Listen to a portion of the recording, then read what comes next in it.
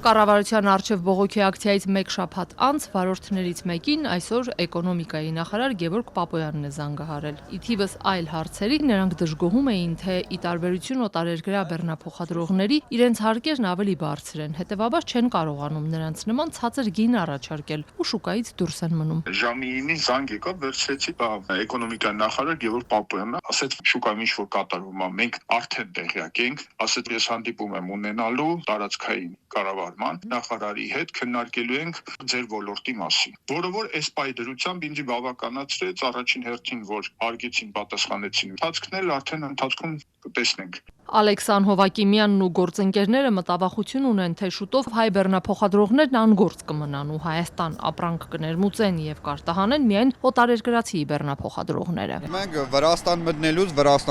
մուծում ենք $400 փող։ Ռուսաստան էթալ գալուց ճանապարհի փողը ասենք այնտեղ բռնում է $600, $500, բայց նույն ռուսը, նույն վրացին մնում աստե 15000 դրամ է մուծում։ Դրա հաշվին կարում են ասենք, եթե անկանիզմ ենք չեն կարում ենք։ Ասենք այստեղ սայլարկեն 500 դրամ է, ասենք Ռուսաստան ասենք 300 դրամ է։ Բարձա պետք է ռուսը ասենք բանան ասենք, մեզնից մի $400-500 ասենք մեր բեռները վերցա բեր Հայաստան։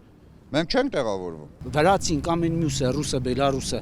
իրանք մեզնից $500 մինչև $1000 էլ հնարավոր է իժան բերեն, որտեղ մենք այդ $1000-ը թողենք Վրաստանում, թողենք Ռուսաստանում։ Վարորդները դեռ սպասում են նաև այս հարցի պատասխանին։ Ասում են մեկը մյուսի հետևից ի հայտ են գալիս անհատ լոգիստներ, որոնք էլ համագործակցում են ավելի ցածր գին առաջարկող օտարերկրացի վարորդների հետ։ Տարակուսած են, այդ ընկերություններին ով է վերահսկում։ Զանգում է պատվիրատուին, արտահանողին, ներմուծողին, առաջարկում է, որ ինքն էլ մեքենա ունի, ասենք Մոսկվա քաղաքում։ Պատվիրատուին կարող է գայթակղիչ գին առաջարկի, մի փոքր ցածր, որը որ կատարում է հիմնական լոգիստիկ ընկերությունը։ Նրանից բեռը վերցնում է։ Մեքենա չկարողանալ ճարելու դեպքում, այդ գնով մեքենա չի կարողանում ճարել, ինքը փորձում է երրորդ երկրի այլ շուկաներից մեքենա փնտրել, որը որ գնում է շատ ավելի մեր հարևան երկիր Վրաստան։ Փորձում են այնտեղից մեքենա գտնել։ Ու կամաց շուկան մեր ձեռքից դուրս է գալի։ Եթե մենք էլ կանխիկ գումար վերցնենք, կարող ենք ցածր գին առաջարկել,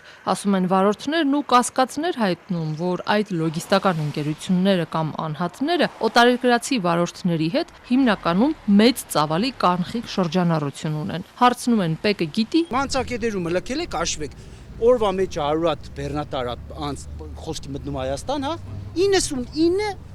այլ երկրի մեքենաներ։ Նա տեսեք, այդ մարդիկ եկան, գնացին այնտեղ դադարվեցին։ Այդ փողը քաշ կանխիկ փողը առան ու իրանց երկիր։ Դե փողը անտեսեք ուրա։ Թե չէ ընկել եք թոշակ,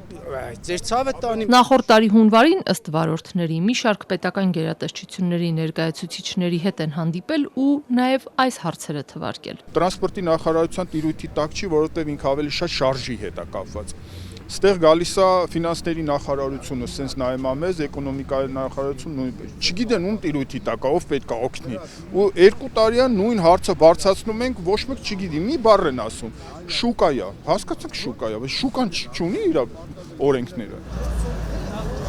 Այս բոլոր բողոքները վարորդները նամակով հանձնել են վարչապետի աշխատակազմ։ Պատասխան են ստացել, որ այն վերահասցեագրվել է Պետեկամուտների կոմիտե եւ տարածքային կառավարման նախարարություն։ Բեռնափոխադրող Ալեքսան Հարությունյանն ասաց, առայժմ միայն էկոնոմիկայի նախարար Պապոյանից են զանգ ստացել։ Մյուսներից ոչ զանգ են ստացել, ոչ էլ նամակ։ Մոտ 2 տարի է մենք ոնց որ ասած սկսել ենք այս ակցիաները։ Երևակայի առաջին անգամն է, որ մեր գործը հասել է նախարարին։ Մյուս անգամներում ինձ թվում է շատ ավելի ցածր օղակներ մեր գործը կորչում էր։